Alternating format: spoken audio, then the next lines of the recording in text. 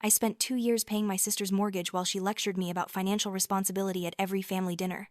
Last Sunday, I finally showed them all the receipts.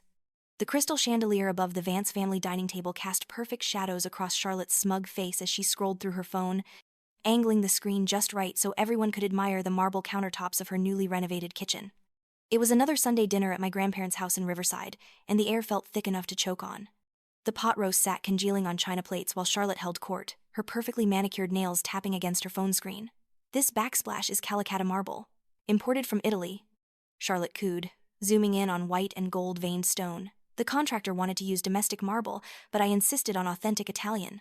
When you own property, you invest in quality. It adds real value to the home." She paused for effect, letting everyone absorb her wisdom. Her eyes flicked toward me for just a second, a calculated glance that said everything her mouth didn't need to. That look was practiced, perfected over dozens of family dinners just like this one. I kept my expression neutral, fork halfway to my mouth with a piece of overcooked roast beef that suddenly tasted like sawdust. Around the table, my family leaned in with appropriate awe. My grandmother clucked approvingly, adjusting her reading glasses to see the photo better. My Uncle Arthur, who worked in commercial real estate and never let anyone forget it, nodded gravely, like he was assessing a major investment property. "Real estate is the backbone of wealth in this country," he announced, settling back in his chair with the authority of someone delivering a sermon from a pulpit. "Too many young people today throw money away on rent, building equity for someone else, living paycheck to paycheck with nothing to show for it. No long-term thinking, no strategy." The words hit their intended target. Me. They always did. My grandfather cleared his throat, the sound like gravel shifting in a bucket. "Elena."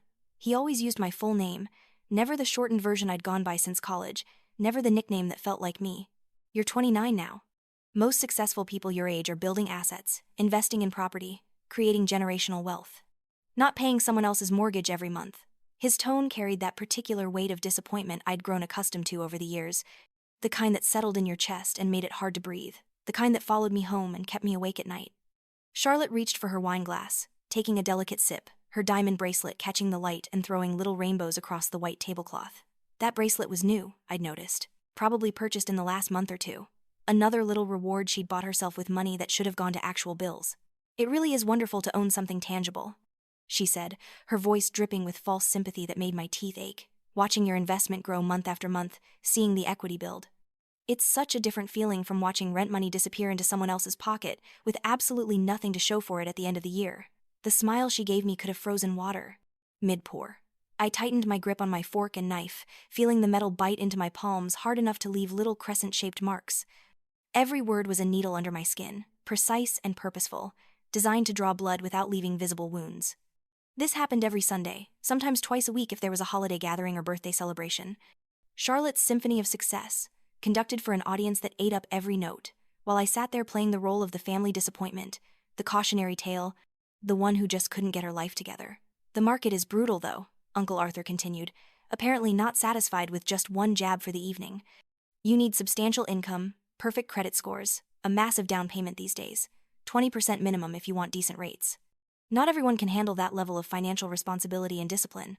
It takes years of planning, sacrifice."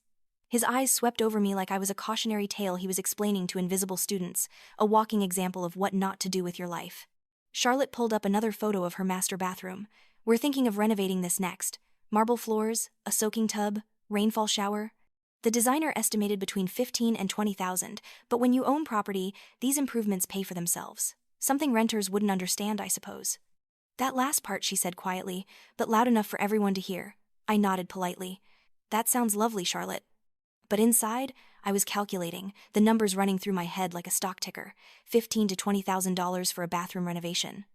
Another vanity project for a house she couldn't actually afford, piled on top of all the others. Another expense while accepting my money every single month to keep her head above water, to maintain the illusion of success she'd constructed so carefully. The story actually began 2 years earlier, on a Tuesday afternoon in October when the leaves were just starting to turn and my phone rang with Charlotte's number. I almost didn't answer. We'd never been particularly close growing up, never had that sisterly bond people talk about in movies. She was the golden child, 3 years older, always perfect in our parents' eyes before they passed in a car accident when I was 19. I was the afterthought, the one who never quite measured up to her achievements, her grace, her seemingly effortless success at everything she touched. "I'm going to lose everything," she gasped.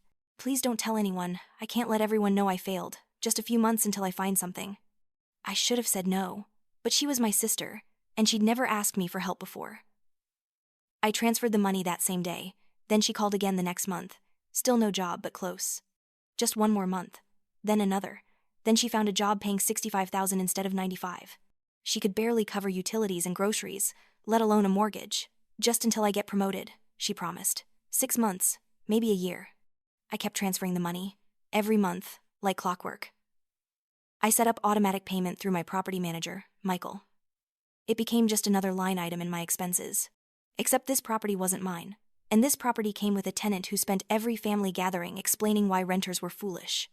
What my family didn't know was that I owned Meridian Holdings, a property management company. I'd started it 6 years ago, buying my first rental property at 23. A small duplex in Boyle Heights everyone said was a terrible investment. I renovated it myself and rented both units within a month. By the time Charlotte lost her job, I owned 17 properties across Los Angeles County. My portfolio was worth over $4 million. My monthly rental income averaged $40,000 after expenses. $3,200 for Charlotte's mortgage was 8% of my monthly income, barely noticeable in my budget, but the principle of it. The sheer audacity of accepting that money while lecturing me about building wealth. That part burned. That Sunday night after dinner, I sat in my Silver Lake apartment looking at my quarterly review spreadsheet. 17 properties, 132 rental units, occupancy rate of 96%. My phone buzzed with a text from Charlotte. A photo of bathroom tile samples, starting to narrow down options for the renovation. Being a homeowner is the best. I stared at that message for a long time. The complete lack of self-awareness. The assumption she could keep taking my money forever while using homeownership as a weapon against me. That was the moment. The final straw. I called Michael the next morning. The monthly payment to Charlotte Vance. Stop it. This month is the last one. Are you sure? He asked carefully. Completely sure. After this payment clears, shut it down. Then I texted Charlotte, we need to talk about your mortgage payments. She called within 30 seconds. What do you mean? Is something wrong? The transfers are stopping. This month is the last one. Starting in November, you'll need to cover your mortgage yourself. Silence. Complete shocked silence. Ellie, what? We had an agreement. I need more time. I'm so close to that promotion. How many times have you told me you were close to a promotion? Charlotte? That's not fair. These things take time. You've been at that company for 18 months. You told me 6 months, then another 6. I've been paying your mortgage for almost 2 years. Her voice shifted to panic. But I need that money. I can't suddenly come up with $3,200. That's not my problem anymore. How can you say that? I'm your sister. Family helps family. I almost laughed. For the past 2 years, you've been accepting my money while telling me I'm financially irresponsible. You literally spent an hour yesterday explaining why I should buy property instead of wasting money on rent, while I was paying your mortgage. I was just trying to give you advice. Charlotte, I'm not stuck anywhere. I make my own choices, and I'm choosing to stop subsidizing your lifestyle. But the bathroom renovation, we put down a deposit. That stopped me cold. You put down a deposit on a $15,000 renovation while I'm paying your mortgage? It's an investment in the property. It's a luxury you can't afford. You have 30 days to figure out how to pay your own mortgage. If you can't afford it, sell the house.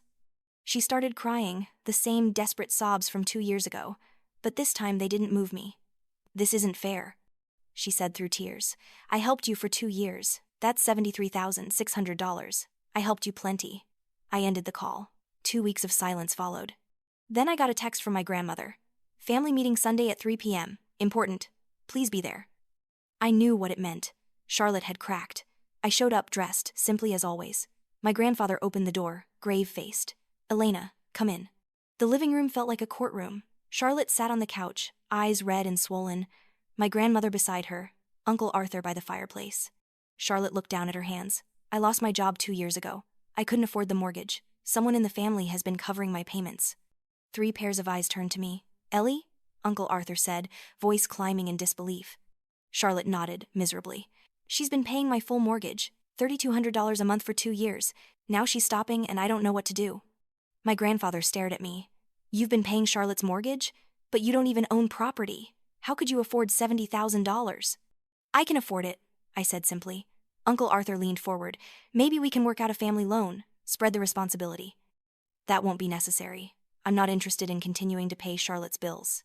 Charlotte jumped in. If Ellie is having financial difficulties, maybe she shouldn't have committed in the first place.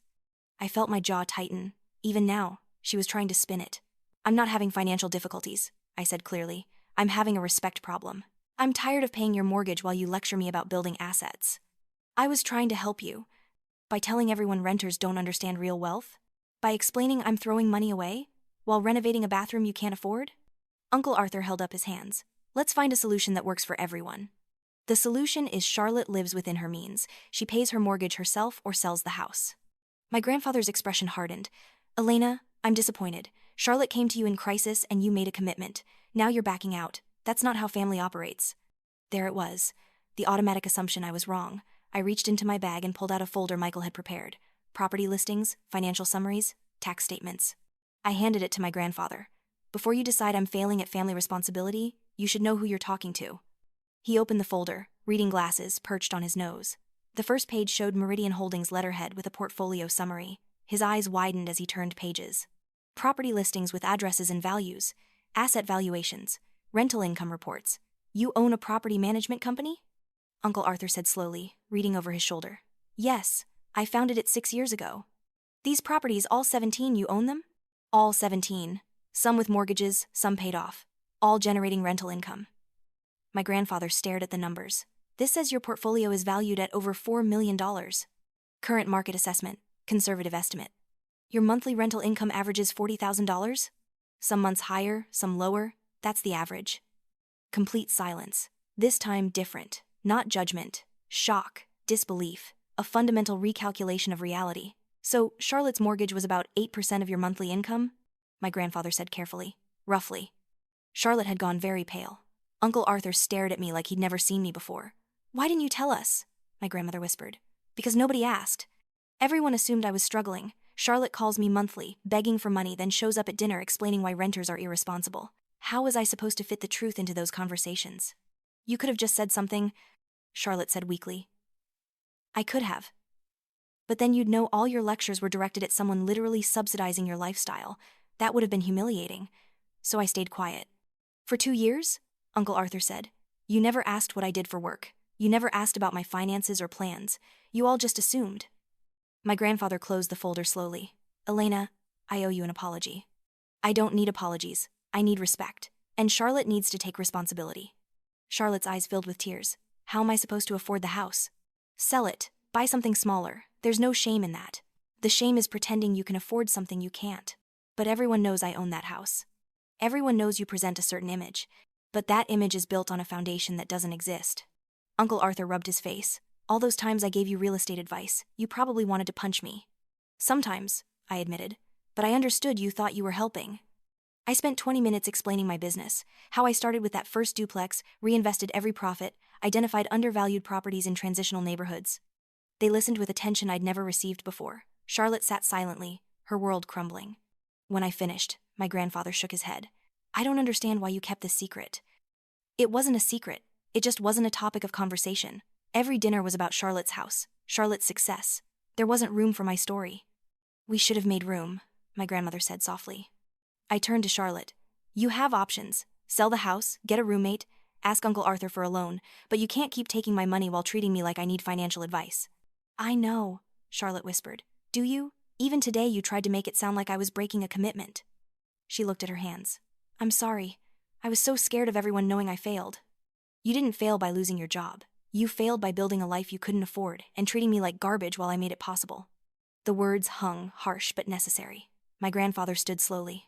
Elena, I hope you'll still come to family dinners. I hope we can rebuild. I'll come, but things will be different. No more lectures about my choices. No more assumptions. If you want to know something, ask directly. Charlotte listed her house immediately. It sold within 3 weeks. She walked away with $20,000 in equity and moved to a 2-bedroom apartment in Burbank, splitting rent with a coworker. $1,400 a month for her half, less than half her mortgage. Sunday dinners continued but felt different. Uncle Arthur asked detailed questions about property management. My grandfather wanted to understand my investment strategy. Charlotte was quieter, talking about her job, her roommate, learning to budget. One evening in December, Charlotte asked to meet for coffee. I've been thinking about these past 2 years, she said. I was awful. I convinced myself I was helping, but really, I was making myself feel better. If I was the successful one giving advice, I wasn't the person who couldn't afford her house. I sipped my coffee and waited. The worst part is I knew. Every time I lectured you while you paid my mortgage, I knew. But I couldn't stop. Stopping meant admitting the truth. And now? Now I'm living somewhere I can actually afford. It's not glamorous, but it's mine, really mine. I paid rent last week from my own account without lying or hiding. It felt good. It felt good. That's the thing about financial independence. It's not about having the most, it's about knowing your situation is real. I wish I'd understood that earlier. I'm sorry, Ellie. For taking your money, treating you poorly, letting everyone think you needed guidance when you were holding things together. I appreciate that.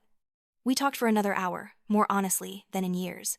It didn't fix everything, but it was a start. That evening, she texted a screenshot of her rent payment. First time paying my own place in 2 years. Feels incredible. Thank you for stopping the payments when you did. I needed that wake-up call. I smiled, proud of you. 3 months later, Uncle Arthur asked me to speak at a real estate investment seminar he was organizing. About 50 people attended, including family members who'd never taken my career seriously. Charlotte sat in the back row and listened as I explained my investment philosophy. When I finished, she was first to stand and applaud. After the presentation, Charlotte waited until the crowd thinned. That was incredible. I learned more in that hour than in all my years of pretending to understand real estate. You could take a class, learn for real this time. I'm thinking about it. My roommate works in property management too. She's been teaching me. It's interesting when you're not just trying to look successful. As spring arrived, family dinner dynamics shifted fundamentally. Nobody asked when I'd buy property or get serious about my future. They asked about business expansion, market trends, properties I was considering. Charlotte talked honestly now, budgeting struggles, work frustrations, sharing space with a roommate.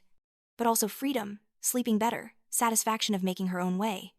One Sunday in April, Charlotte announced, "I've been saving. Every month, putting away a little. I'm up to $8,000. Everyone congratulated her. This time Uncle Arthur's investment advice seemed appropriate rather than condescending. Charlotte pulled me aside after dinner. "I wanted you to know I called a financial advisor. I'm setting up a payment plan to pay you back. It'll take 3 or 4 years, but I'm going to pay back every dollar." "Charlotte, you don't have to." "I do, it's important to me. Not because anyone's making me, but because I want to." I hugged her, really hugged her, for the first time in years. If it's important to you, okay, we'll work out a plan that doesn't hurt your budget. That summer, Meridian Holdings acquired 3 more properties, bringing my total to 20. The company's valuation increased to over $5 million. I opened a proper office in the Arts District. Charlotte came to the opening party with her roommate and a homemade cake saying, "Congratulations, boss lady," in crooked frosting. I looked around at the family who'd finally learned to see me clearly. The business I'd built through years of work nobody noticed. This was what success actually looked like. Not a facade maintained through borrowed money, but something real and solid and earned. The following November, exactly 3 years after Charlotte first called crying about her mortgage, I received a late-night text. "Made my first mortgage payment today. Closed on a 2-bedroom condo in North Hollywood. $1,850 a month, well within my budget. Paid entirely with my own income, savings, credit. No hidden help. Just me, owning something I can actually afford. It feels absolutely incredible. Thank you for everything you taught me, especially the hardest lesson." I stared at that message, feeling pride, satisfaction, relief. I typed back, "Congratulations, that's real success." "Proud of you." She responded immediately, "I'm proud of me too, and proud of you. You were building an empire while everyone thought you were struggling. That takes special strength." It wasn't humility, it was self-protection, but I'm done with that now. "Good, the world needs to see what you built." I set my phone down and looked around my Silver Lake apartment, the one everyone thought was all I could manage. The one I'd chosen intentionally because I preferred investing in income-producing properties rather than an expensive primary residence. I'd spent years being underestimated, being lectured and judged by people who had no idea what I was accomplishing. For a long time I'd let them because confrontation seemed harder than silence. But silence had its own cost. It meant watching someone I helped treat me like I needed help. It meant swallowing resentment. It meant hiding success because acknowledging it would force uncomfortable truths. The moment I stopped paying Charlotte's mortgage, the moment I told the truth regardless of consequences, everything changed. I learned setting boundaries wasn't cruel, it was necessary. I learned letting people face reality was sometimes the kindest thing. I learned my success didn't need their validation, but it did need my own voice. Charlotte learned borrowed stability wasn't stability at all. That real security came from living honestly within your means, not maintaining an illusion. I'd built an empire in secret and then claimed it out loud. I'd been both invisible and undeniable. I'd learned when to stay quiet and when to speak up. Standing on my balcony, looking out at a city where I owned more than my family ever imagined, I felt something I hadn't felt in years. Peace. Real. earned, unshakable peace. The kind that comes from living honestly, from setting boundaries, from knowing your success is real even when it's quiet. The kind that comes from finally being seen.